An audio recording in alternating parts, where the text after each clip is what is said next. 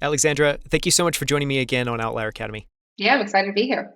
So, we're going to focus more in this conversation around tactics. And, given that obviously you've spent a number of years building 8 Sleep and that sleep is very important to you, I thought an interesting place to start would just be to ask about your sleep routine. Can you kind of talk about, do you, I guess some of the questions that spring to mind is like, do you use, blue light blocking glasses? What's the light like in your bedroom? Just talk a little bit about the setup in general.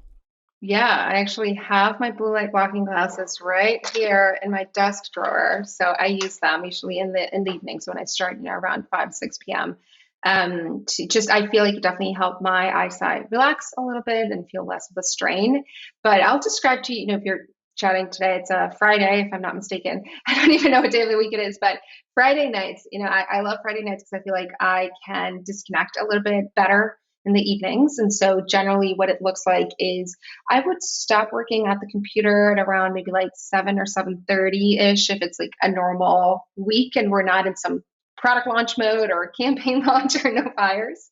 And so just making sure that even if I remain connected my phone, that I'm not at the computer, that I get some movement if I didn't work out in the morning, like try to get a workout or go out for a walk, something like that. And so I really think that that's when my bedtime routine starts and like in how you unwind and disconnect from your major sources of stress. Then would do dinner. And right after dinner is when I would take my sort of Friday night treat, which is my House of Wise sleep gummy. I talk about it a lot on my Twitter too, because it is my favorite supplement for sleep. I love to pair that with my pod. And yeah, it's just really that. We will do like a tea to warm up, especially for women. Temperature during the different times of our cycle may change. There may be times of the month when you feel colder, you feel very hot. And so sometimes I find like taking a relaxing tea in the evening helps me warm up a little bit, which is important in order to fall asleep. For me personally, I need to be a little bit warmer because I'm generally colder in my extremities. And so finding that balance took me a while. Now it has become part of my routine. By the time I go to bed, I'm pretty relaxed between my sleep gummy, if I haven't fallen asleep on the couch already, and my tea. And my pod is waiting for me at my temperature, which is generally warm. So my pod levels on my side of the bed will start at around like a +3, +4. We have levels based on those numbers. And then it'll cool down a little bit in the middle of the night, and then it'll warm up again in the morning, like around 3, 4 a.m. I generally get pretty cold. So just the fact that my pod is adjusting helps me really stay asleep. And that's really it. Like I don't do anything else. And it's mainly because I have become really rigid with my routine. So I go to bed usually between like 9:30, 10 p.m. Honestly, since we moved to Miami, we go to bed a little bit later and wake up a little bit later. That's just probably the Miami life, but not too late. Like at the latest by 10:30, we'll be in bed and wake up naturally. Usually don't need an alarm because my body's just used to it. So I get to bed, I fall asleep and stay cozy all night. You probably have thought about this. Do you keep your phone next to you in bed? Do you keep it outside of the room? Any thoughts on whether your phone should be near you or not? I keep the phone on my nightstand. And that's sort of part of the way I advocate for sleep and sleep habits is you can't force yourself to just completely change your lifestyle. And if it doesn't work for you, it's okay. The phone is not the enemy. It's the fact that maybe you haven't actually tried how good it feels to get a good night's sleep and get enough sleep. So if you're sort of struggling with sleep, and Matteo talks a lot about this, the first thing you should think about doing is not to change all of your habits at once, but just trying to do a sleep stretch for a period of time, meaning commit for a week or 5 days to get more sleep than you usually get. And this applies obviously to people who are sleep deprived, they're not sleeping enough. So if you sleep 6 hours, try sleeping 7.5 hours consistently for those 5 nights. Give yourself enough time to unwind and actually reconcile your sleep. And you will feel so much better that you're going to start prioritizing sleep. You're going to realize what you're missing out of. And at that point, there is no phone, there is no Netflix show, there is nothing that's going to get in the way because you understand how good you feel, how much clearer your mind is, how much healthier you are, how much more energized. And so I just know how my body feels when it gets enough sleep. So I will very rarely, I think like 2 nights in a year that I will be like scrolling on my phone in the night till late. No, it just doesn't happen because I know how bad I'm going to feel the next day if I didn't get enough hours. Yeah. I wish that was true for everyone. It's definitely not true for me. So I think that gives me a good bar to strive towards as I try to improve. I wanted to ask a question, which was, so you've been building 8 Sleep since 2014, which is quite a stretch. It's for 8 years now. What has that experience been like? And I don't know, talk about some of the hardest and some of the best moments over the last 8 years. Yeah, it feels like it has been 20, honestly. Just so much has happened, right? And in a good way. It's like I think I've learned a lot. I have matured, I've grown. It has challenged me to become a different person. I hope a better person. So it's been really exciting. Obviously, the hardest moment, I think, for any or most businesses that went through early 2020 was that period of time. It was very challenging. And so we went through team cuts. We went through complete restructuring of how we run our marketing and our customer acquisition and how we think about our business and the next steps of our business. And that was very, very challenging. And it was a time when we were just running on fight or flight, and you fight for it all. And it was very emotionally draining. And I think that the team that went through that period with us did an amazing job at staying focused on the why we do this and our mission. And yeah, I think we all have scars from those times, but it made us stronger. And definitely, I would say the highlights are every day when we wake up and there's someone talking about 8 Sleep and they say, well, I just had my first night, or look at my score, or I miss it because I'm traveling, right? It's the fact that we get to build something people can use every day that makes our lives better. That's so cool. Yeah. Well, as we talked about in the kind of deep dive interview, the tide has changed enormously over the last 8 years, where no one used to be talking about sleep. It wasn't something people were prioritizing. People wouldn't even share whether they got a good night's sleep, or not. And so, yeah, a lot of the attitudes have changed around that, which is amazing. And now I see people talking about 8 Sleep all the time. So you've clearly done a good job. Now that you've had this experience of what it's like to found a company and the good, the bad, the ugly, the ups and the downs, what is your counsel to people that are thinking about founding a company? Do you have a kind of standard, well, here's my experience, or here's what I would say? Do you not offer any advice? How do you approach that? And are there any words of wisdom you share? The only thing I say is it's really hard. It's really, really, really hard. And I would deter you to do it. And if you still want to do it, then you should, because it means that you're in it for the right reasons. It's really hard. It's not the easiest way to make money. It's not the only way to make money if that's what you're after. It's not the only way to even to make an impact in the world. It's like a very specific way. It's a very specific type of business. You need to grow it fast. You need to work intensely. So it's not easy. That's what I would say. And if you're still convinced after you hear that, then go for it. Yeah, yeah. Which I think is another way of saying, like, don't fall for the sexy allure of what it's like to run a startup, because the reality is it's nothing like that. Yes, correct. Every founder knows. I want to talk a little bit about you. And one of the things I wanted to ask is what your superpower is. So at 8 Sleep, you obviously focus on brand and marketing. I don't know. I can make some guesses of kind of why that is and why your brain's wired that way. How do you think of your superpowers, and how does that show up day to day? Yeah, superpowers. I would say, and I would think from what I believe other people in my team think of me, is that sort of different perspective. Like my brain is definitely more creative or in tune with the person side of a consumer, trends, emotions, culture, beliefs, communication, messaging. And so when I'm brought into a conversation, whether it is a new technology we're developing, a new feature we're releasing, or a backlog in our operations or supply chain, and I immediately think, what is the message here? How do we communicate it? Why does this matter to our customer? And that's part of my default. And I think that's my strength in my own job, right? Because I have to do that every single day.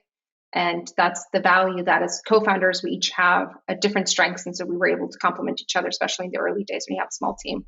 Yeah. Clearly, if you're dealing with, a tricky situation and your first thought is, what's the message and how do I share that?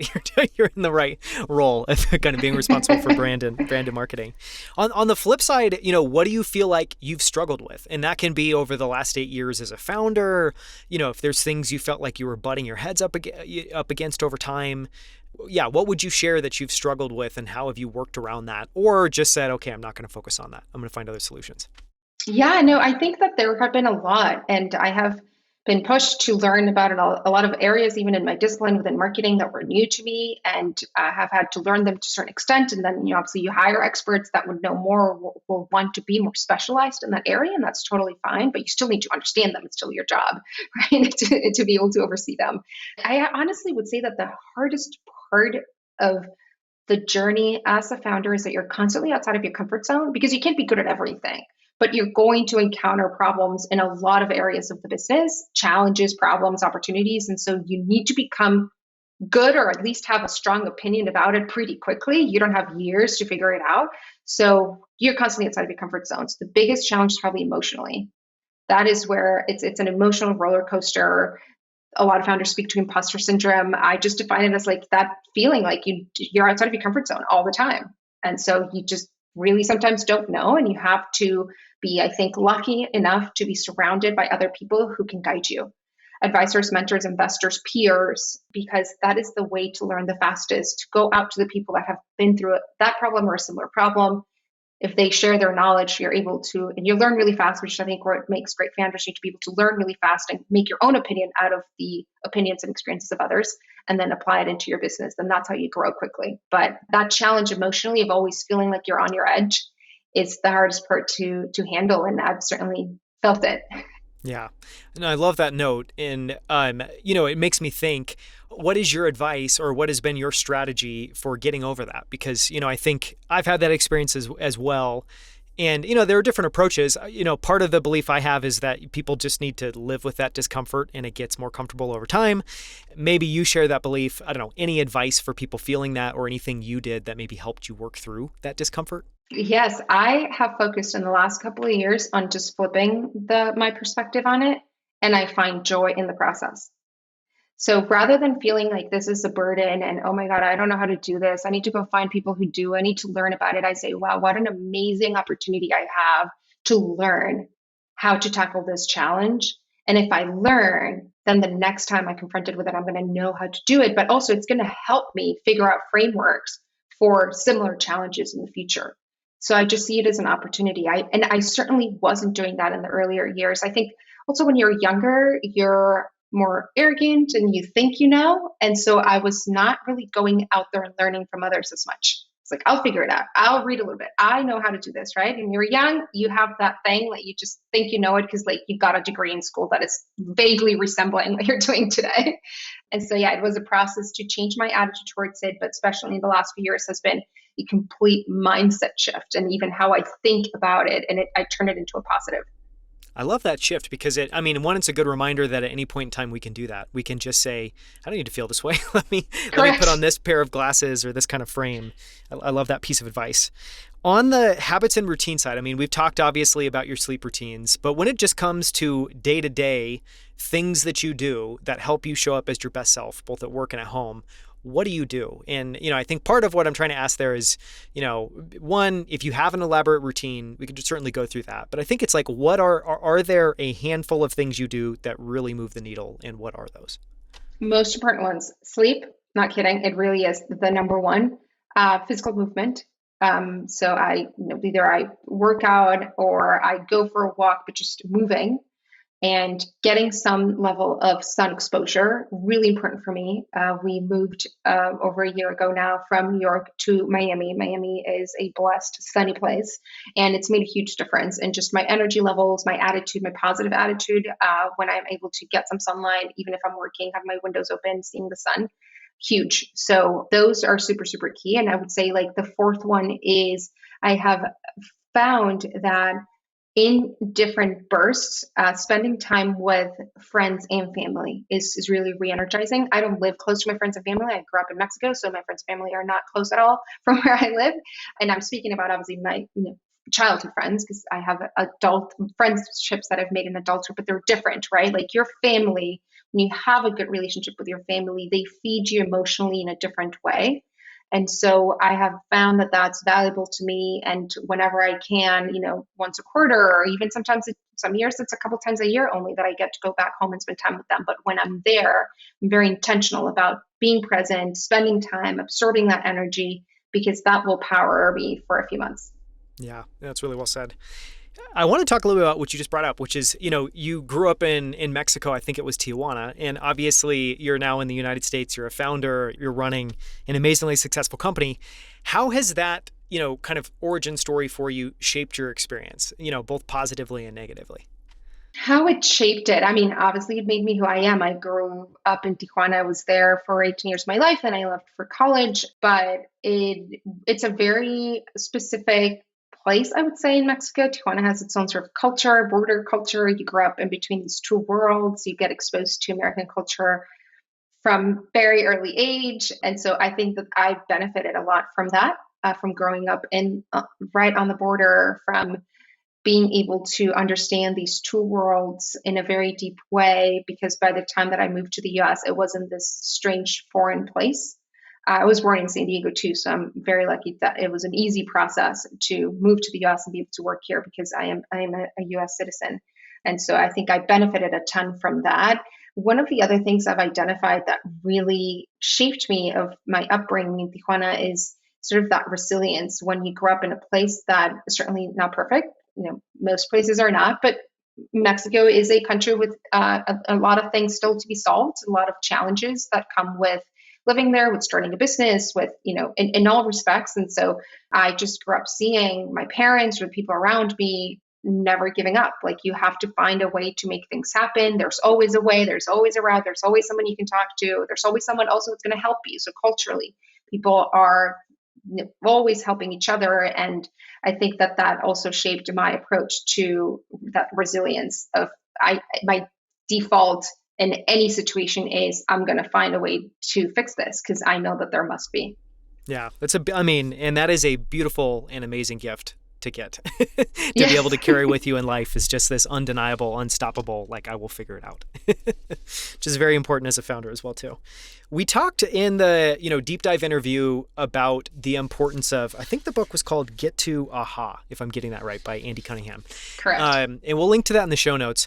Related to that, a question we typically ask is, if there are other books that have either, had a big impact on you personally or professionally, or even shaped the way that you approach your work at 8 Sleep, are there any books that are especially resonant or that you give to new employees or you reference internally or have been profound? Yeah, I just actually gifted my entire marketing team. We did an offsite to kick off the year, and I have it right here because I'm rereading it for like the third time. But I gifted everyone The Score Takes Care of Itself, which is a really good book. And I really think it's probably like a great management book because it's not a typical management book, but it has tons of great learnings.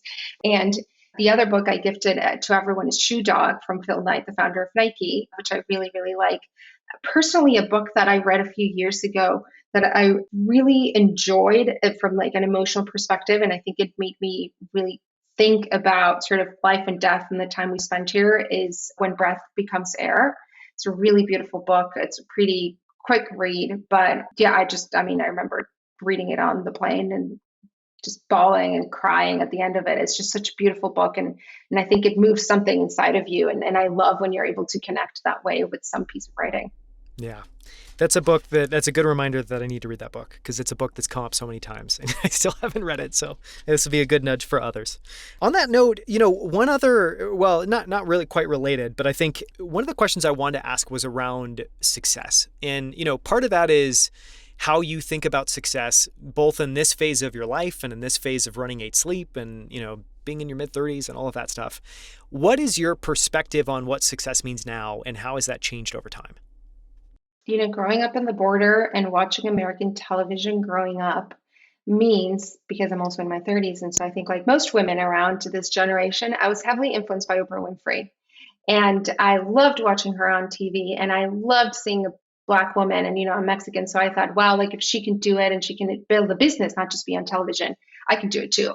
And I once heard her talk about this idea of fulfilling your true and your utmost potential as success. And I really empathize with that. And I think that ultimately is the definition for me, is this idea that you know and you feel and you set for yourself a bar of what your potential is. And you will feel successful when you feel that you are utilizing your full potential. and that you're utilizing it not just for yourself, but for the benefits of others too. And that's how I define it. And so to me, success is not something you're just chasing. You can really feel it every day. If you feel like you are doing what you're supposed to be doing today based on your potential today, and that you're also pursuing an expansion of that potential, right? Because success is also something you're always sort of chasing, but so is your potential always growing and changing. Yeah. I love that note. I mean, I'm a huge fan of Oprah, and maybe after this, I'll send you one of the best podcast series I listen to is, I think the name was Becoming Oprah, but it basically goes through in like 4 chapters, the genesis of her show launching and going through her career. And it's just incredible. But on that note, what I also love about what you just shared is it totally reframes it from success as this extrinsic thing. I'm supposed to know I'm successful by all these things that are surround me, to a very intrinsic thing where it's like, no, it's just about me and fulfilling my potential. And it makes it feel like you have that power and that you can do it. I think it's really beautiful. No one's framed it up that way. Okay, last question is around gratitude. What are you most grateful for in this phase of your life? Health, 100%. I think health has become the one thing I think is the only thing that matters. From 8 years ago or so now, I don't even know how, actually it was 8 years ago, because when we were starting the company that my father passed away, my perspective on life completely changed. You realize that the only thing that matters is health and having another day to live and to spend it doing what you like and with people you love. So I'm just grateful to have my health today. Well, that's amazing. Thank you so much for the time. It's been wonderful to spend a little bit of time with you. And for anyone interested, I highly recommend, one, you can follow Alexandra on Twitter at @A_Zatarain. And if you're interested in 8 Sleep, which I think everyone should be, go to 8sleep.com to learn more about what you're building. Thank you so much for the time, Alexandra. Thank you.